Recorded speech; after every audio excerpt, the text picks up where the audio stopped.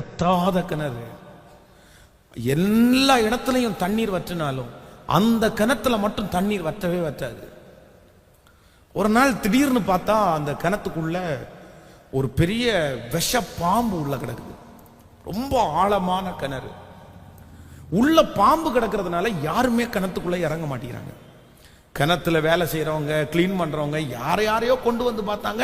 எல்லாருமே பாம்பு கிடக்கிறத பார்த்த உடனே வேண்டாம், எங்களுக்கு வேண்டாம் அப்படின்னு உட்காந்துட்டாங்க. எங்க ஊர்லயே ஒரு குடிகாரன் இருந்தான். அவன் வந்து அந்த கிணத்துல இறங்குறதுக்கு அவன் கிணத்துல இறங்கி ஏறுவான். அந்த குடிகாரனை அந்த ஊர்ல இருக்கிற 4-5 பேர் சேர்ந்து அவனுக்கு நல்லா குடிக்க வாங்கி கொடுத்து அவன் முன்னாடி வச்சு அவனை புகழ்ந்து, டே உனக்கு என்னடா மாப்பிள்ள, நீ எப்படிப்பட்ட சிங்கத்தையும் கிழிச்சிருவாடா, உனக்கு என்னடா பாம்பு பெருசு இப்படின்னு சொல்லி அவன் அப்படியே புகழ்த்தி புகழ்த்தி புகழ்த்தி உடனே அவன் சொல்றான், நான் இறங்குறா.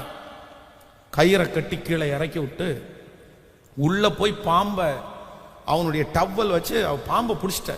பாம்பை பிடிச்சி கையில கட்டி மேல ஏறாரு ஒவ்வொரு படிக்கட்டா. பாம்பு உள்ள எப்படி நெளியாம இருக்கும்?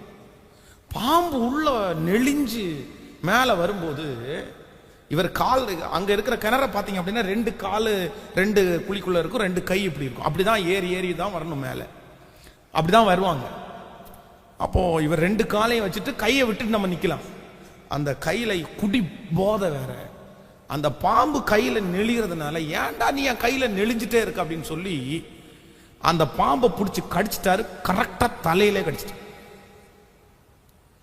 கடிச்சிட்ட உடனே அந்த பாம்பு வந்து அப்படியே அமைதியா உட்காந்துச்சு. மேல வந்து அந்த அந்த கிணத்துல இருந்து ஏறி வந்த அடுத்த 2 நிமிஷத்துல வாயில அப்படியே நுர தள்ளி அங்கேயே அந்த மனுஷன் செத்து விழுந்தான். நடந்த சம்பவங்க. செத்து விழுந்துட்டான். எல்லாரும் யாரை திட்டினாங்க தெரியுமா? சாராயம் வாங்கி கொடுத்தவங்கள திட்டலங்க, அந்த மனுஷனை தாங்க திட்டுனாங்க. அறிவில்லாத துரோகி, அறிவில்லாத பாவி, வீணா போயிட்டான், வீணா போயிட்டான். செத்து கூட அந்த மனுஷன் நல்ல பேர் வாங்க முடியலங்க. அங்க இருக்கிற அத்தனை மனுஷனுக்காக அந்த மனுஷன் செத்தாங்க. அப்போ அவன் செத்ததுனாலதான் அந்த ஊர்ல இருக்கிற அத்தனை பேர் நல்ல தண்ணி குடிக்கிறாங்க. இல்லைன்னா அந்த ஊர்ல இருக்கிற யாருக்குமே தண்ணி இல்லை.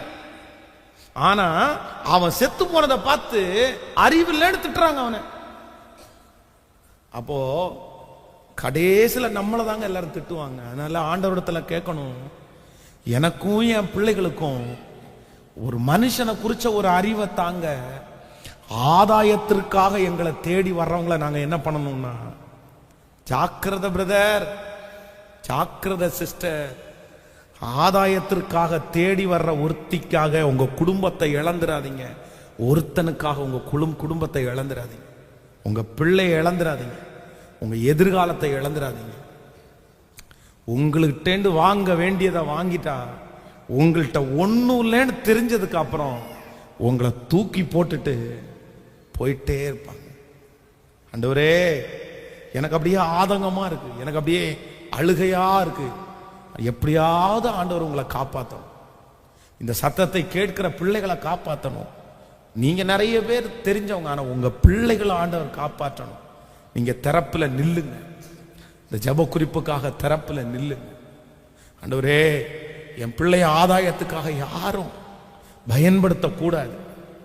என் மகனை பயன்படுத்த கூடாது. ஒருவேளை இந்த சத்தத்தை கேட்கிற யாரோ ஒருத்தருடைய குடும்பத்துல இது அப்படியே நடந்து கொண்டிருக்கலாம். பாஸ்டர், நீங்க சொல்றது அப்படியே என் குடும்பத்துல நடக்குது.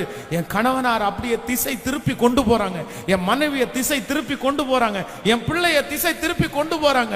ஓ ஹalleluya! கர்த்தரே உங்களுக்கு இரக்கம் பாராட்டுவார். அவருடைய மகிமை இறங்கட்டும் உங்க மேல.